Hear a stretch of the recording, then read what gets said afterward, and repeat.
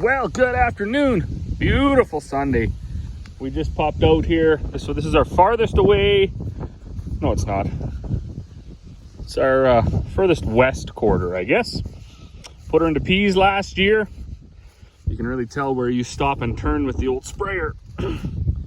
That outside boom doesn't, or the inside boom doesn't have a lot of speed when you go around the corners here. So it usually does some damage. But I gotta say, the peas are looking really good. It's very interesting always to see these. I was told once that peas that grow this much taller, see this guy, he's way taller than the rest. I was told once they're marker peas. Now of course I don't know why that would be in this, but they say they can genetically alter some seeds to grow way taller, and that's when the inspector drives by more in canola and stuff like that, but he can tell that you bought the seed, right?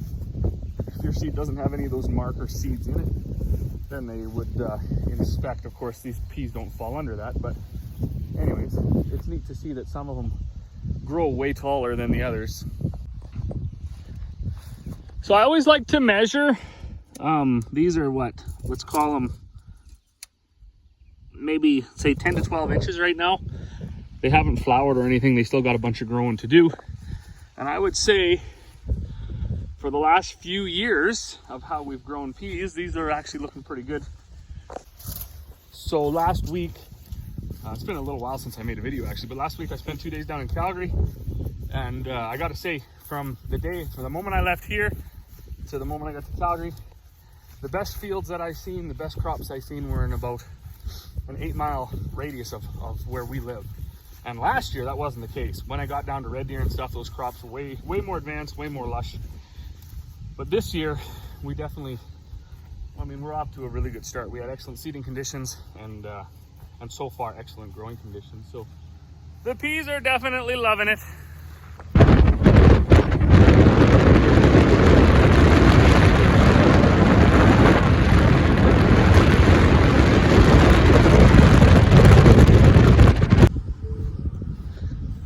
Right now, just up the road, so we were a mile south there, just up the road. This is one of our more fun pieces of ground to seed. So it is 2 quarters, and the only thing you lose is a little bit right there. So it's almost a full 320 acres. It was barley last year, and that barley ran every bit of 90. I'm sure it was knocking on 100 bushels an acre. So we weren't, oh man, look at this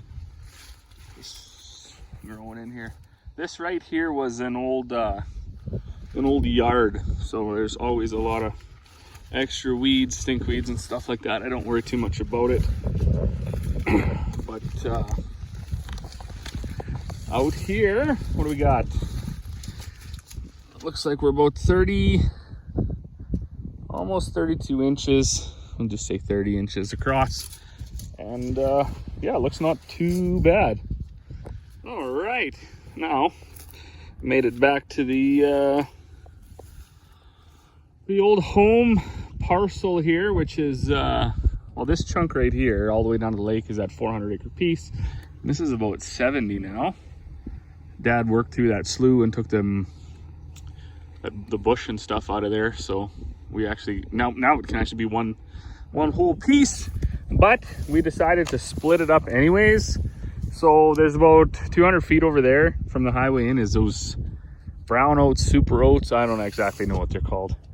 But we thought we'd give them a shot. We had a couple mini bulk bags of seed.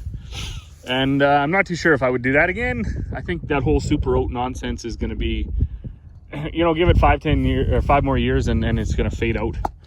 And people are going to realize that just these regular oats are just as good, or if not better. I could be wrong on that. This is my idea of how that kind of stuff goes. So these are just regular Morgan oats, and they're already about, we'll call them 19 inches tall. That's another 300 acres of peas. So I don't think we'll go down on the other side maybe. I really like the way these oats are coming. They make such a nice big leaf. Quite deep green. And then jump across to the other side. This is barley. we did stick with the Metcalf for one more year. Last year was going to be the last year I grew it because apparently it's no longer going to be a malt variety. Although when I talk to some buyers, they say that, yeah, actually lots of guys still want it. China still wants it. It's just the elevators don't want to deal with it, I guess, anymore. So that's kind of crappy, but because it is a really nice barley. It's growing quite lush here.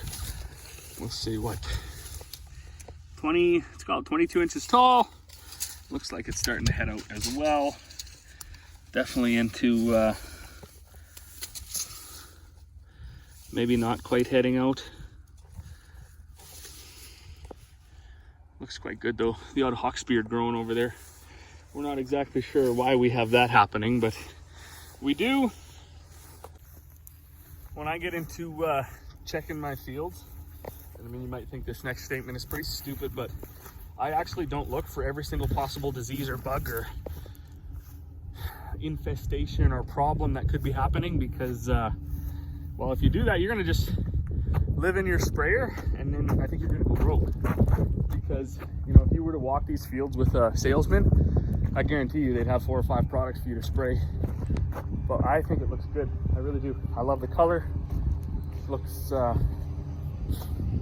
pretty good. We're gonna go off and check some of that wheat that's headed out, and some of that barley that should be even further along than this.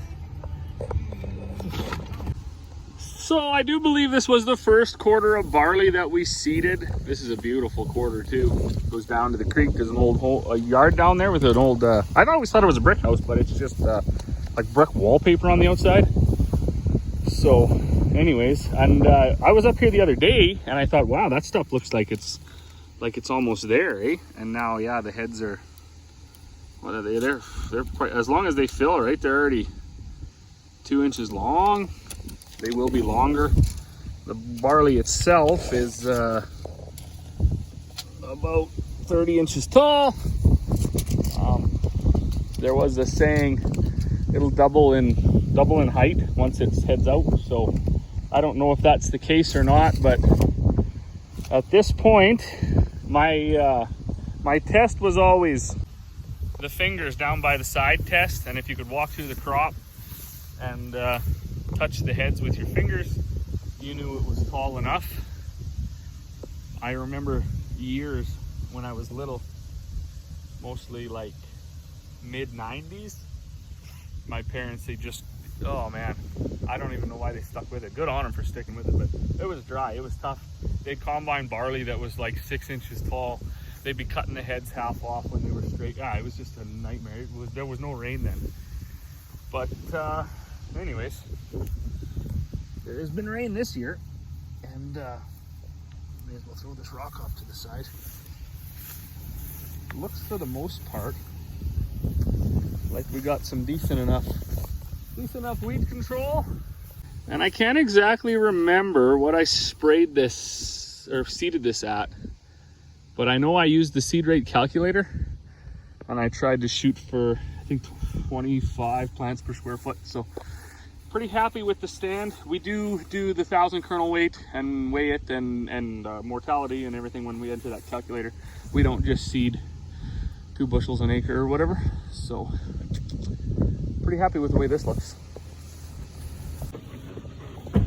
All right, so this is our, what we call our north quarter. What the hell are those things? Some sort of quail-ish prairie chicken. Anyways, what do we got here? A little later seeded, not quite headed out yet. And I don't know why people got to drive in the field. They think it doesn't do any damage, but I mean, you can clearly see all the I don't know why they do that, but anyways, nothing I can do about it. Just starting to head out, and what, 24 inches tall, so about right. I can't believe how quick things are coming. We are going to jump across the road here. So this year we tried a different variety of wheat. So I don't like to switch everything up in the same year. So we said, you know what, we'll try another variety of wheat and we'll stick with the Metcalf. So we got Viewfield wheat, which we'll stop at first, and then we'll check that Parada. So here we are in the view field wheat. Patches like this always amaze me. Why did nothing grow there? I have no idea. It is it's pretty short, way shorter than the barley, and it is it's headed out. So I know some of the neighbors around here grow view field wheat, and they said they liking the yields and liking the grade retention and all of that stuff. We as I said before, we were growing that parada wheat. I wasn't like, I don't know, I didn't really care, I guess. It was okay, it was just the wheat, but what we did notice with the parada is it would just fall over for some odd reason. And I don't know why it did that. So we thought maybe it's time to switch it up. I am walking, I don't know if you can see the difference here. There's something amiss in this spot, and I want to know what it is. But now that I'm here, I don't think it's anything. What is this? Some sort of, I don't know what that is. But it seems to be right here in this ruffled up area. I'll take this back takes these back for Corey to look at. It looks just like some weird native grass little patch here. But well, that might be, oh, look at that. Cooked them thistles. I think we sprayed that. Crazy. Nice big fat leaf though. And what do we got for height? I say this is pretty short, but some of these varieties are short too. I don't think this is, I think I've heard them call them like dwarf varieties. They don't want you wasting all your money thrash and straw. So a 17 inches, if it doubles in height, then we'll be at what, 34 inches, and that's, you know, that's cuttable for sure. I don't see hardly any weeds in here except for whatever that grass was. So I know this year we sort of cut out our custom spraying because we're just too busy on the other side. There's just no time for it. We don't have the infrastructure, you know, big trailers and trucks to get our sprayer from here to there and do it efficiently for the guys. So we sort of cut back on that. And I think that's, you know, for our farm, it was a better decision because we're able to do our stuff better at the right time. And spraying this year was something that I think we really got nailed down this year by being available to do it when it needed to be done, as opposed to starting early and then going over and doing the custom stuff and then finishing later. We weren't winning on that. So off to the parada, and then I don't know from there.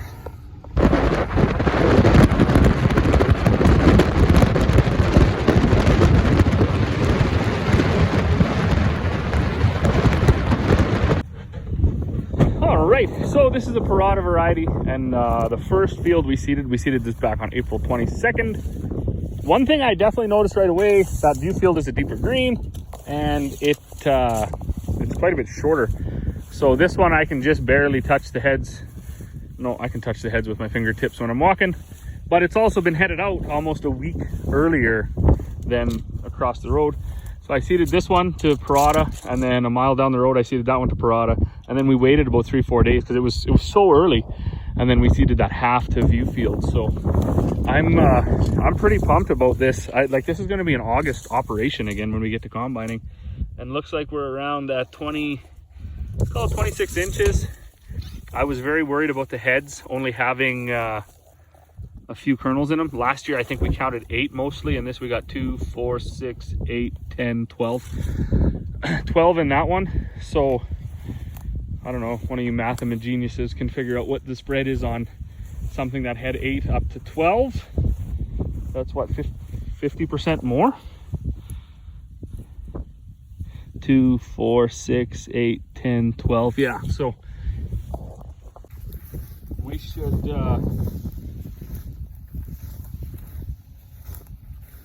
I guess with that math, maybe a guy should have a 50% higher yield than last year, which last year we did not yield good. It yielded 40 bushels to the acre on the average, and the only thing that saved us was the part across the road from the house, and then the part about 40-50 acres down by the lake. That was it, because when Corey started cutting, she could make like 6 rounds before she had to dump with a 30-foot header and a 9750, whatever that holds, 250 bushels or something. it was very discouraging. She was struggling. Like she said, it was so thin she could hardly even cut it. So doesn't look like it's going to be the case this year. Pretty happy so far with what I'm seeing. I don't see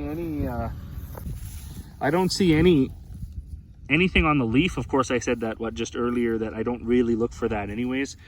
Of course, you know, if every leaf was chewed all up and was red or green or purple or something, I would definitely look into what's going on.